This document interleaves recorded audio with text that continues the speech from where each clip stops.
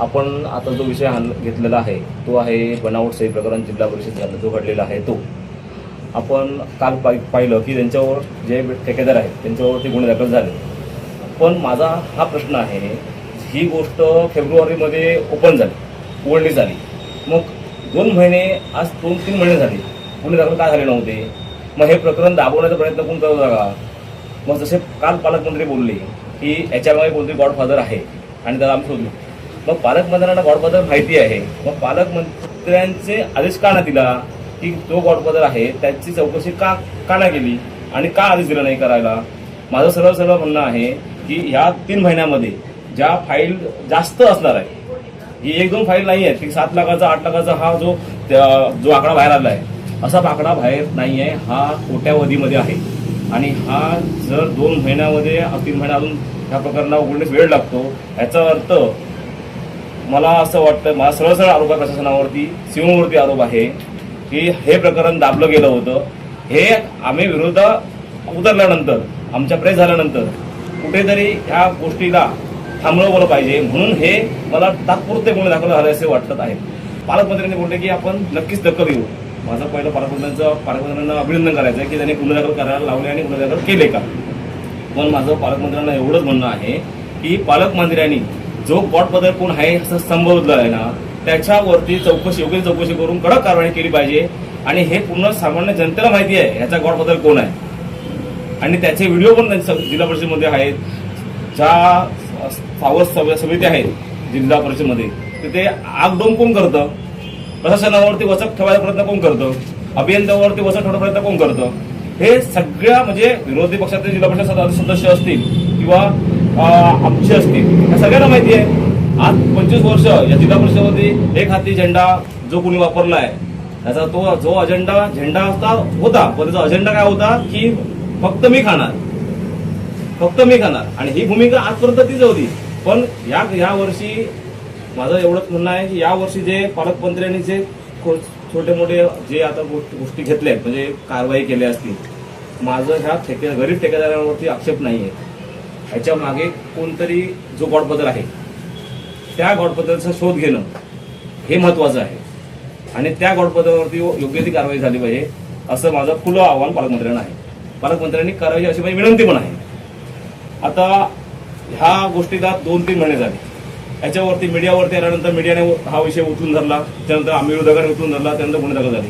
आता त्या गुन्हे दाखल झाल्यानंतर आज जो मार्केटमध्ये गाड्या घेऊन फिरतोय वकिलांची चौकशी वकिलांना भेटण्यासाठी, ह्याचे पण दिसतंय मग याचा गॉडफादर कोण आहे हे लोकांना दिसतंय. कॉन्ट्रॅक्टरना गाडी बसून घेऊन फिरणं, त्याच कॉन्ट्रॅक्टरना कोण फिरतंय हे पूर्ण सामान्य जनतेला माहिती आहे आणि ह्याचे व्हिडिओ आमच्याकडे आहेत.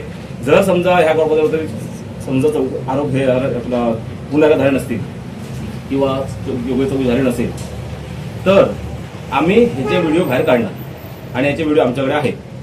ओके. दुसरी गोष्ट, जे गुन्हे दाखल झाले ठेकेदारांवरती त्यांना ब्लॅकलिस्ट का नाही केलं अजून? ते सर्रास त्या डिपार्टमेंटला फिरत आहेत. मग त्यांना जिल्हा परिषदेमध्ये त्यांना का नाही बहिष्कृत केलं? त्यांनी ज्या ठेकेदारांनी साईन केलेले आहेत, ज्या ठेकेदारांची बिलं आहेत, त्या ठेकेदारांना जिल्हा परिषदेमध्ये जाऊन परत मॅनिप्युलेट करायला ते रेडी होतील. राजकीय दबाव टाकून, गॉडफादर दबाव टाकून ते लोक त्या बिलांचे कॉप्या परत बाहेर काढतील आणि नवीन बिलं सबमिट करतील. अशा गोष्टी होऊ शकतात. माझं एवढंच म्हणणं आहे, 3 महिने झाले, ती बिलं जी आहेत ती कोणती कामं झाली आहेत यांची जाहीर माहिती का दिली नाही? ती जाहीर माहिती बाहेर का नाही आली? आता आपल्या ह्या मतदारसंघामध्ये असेल, कुडा मतदारसंघामध्ये असेल, आता 5 ठेकेदार आहेत. आता हे ठेकेदाराचा एरिया कोणता आहे, काय कोणत्या एरियात काम करतात, हे सगळ्या पूर्ण जनतेला माहिती आहे, विरोधकांना माहिती आहे, त्या पालकमंत्र्यांना माहिती आहे, सीओना माहिती आहे. मग जी बिलं आहेत ही बिलं बाहेर का नाही आली? कोणत्या कामावरती पैसे खाल्ले, ते जी रक्कम घेतली आहे, अदा केली आहे किंवा घेतली गेली आहे बनावट साईन करून, तर त्याची रक्कमची 7 लाख रुपये दाखवली किंवा 12 लाख रुपये दाखवली असेल.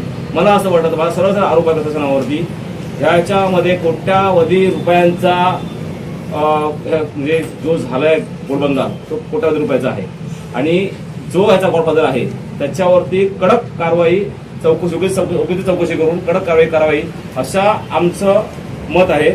आणि जर ही कडक कारवाई झाली नाही तर ह्याच्या पुढे शिवसेना, उद्धव बाळासाहेब ठाकरे आणि युवासेना तालुका कणकवलीवरून आम्ही 100% ह्याच्यावरती आवडवणार आणि जे ठेकेदार आहेत त्यांची कामे करायला पूर्ण करायला देणार नाही.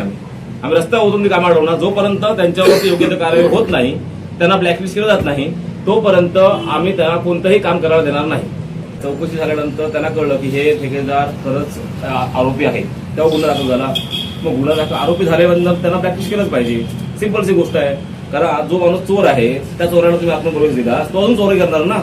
आणि जे चोरी केल्यानंतर सामान लपवणार त्याला त्याच मिळणार त्याच्यामध्ये. आणि आमचं हेच म्हणणं आहे की ज्या ठेकेदारांनी सह्या केल्या आहेत, खोट्या सह्या केल्या आहेत, त्या ठेकेदारांना जिल्हा परिषदेमध्ये जोपर्यंत त्याची योग्य चौकशी होत नाही तोपर्यंत त्यांना आतमध्ये परवानगी दिली नाही पाहिजे यायला.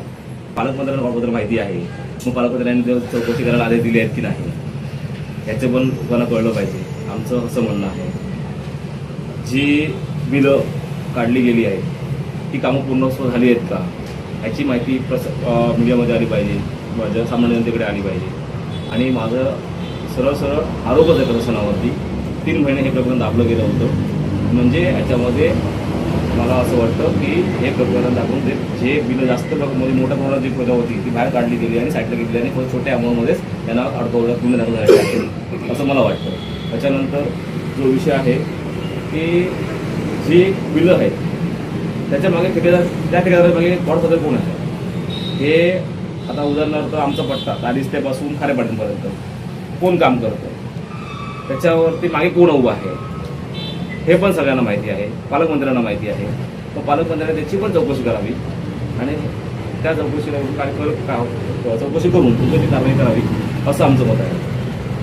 आणि परत आपला एक विषय असा होतो की जे आमदार खानातून पालकमंत्र्यांच्या आमदारकडून जी कामं झाली आहेत त्या 2 तालुक्यामध्ये देवगड आणि आपले बगोड आणि कणकवलीमध्ये ती बोगस कामं झालेली आहेत. त्यांची पेमेंट झाली आहेत का आम्हाला असं पाहिजे. दारिस ते एक रस्ता आहे, मुख्य रस्ता म्हणजे 250 मीटर आहे, गेल्या वर्षी गेलेला आहे. ते रस्ता तो पूर्ण खराब झालेला आहे. तर त्याचं बिल पास कसं झालं मला असं वाटतं ते पण बिल खोटं साईन करून पास झालेलं असणार. आमचा आमचा आरोप आहे.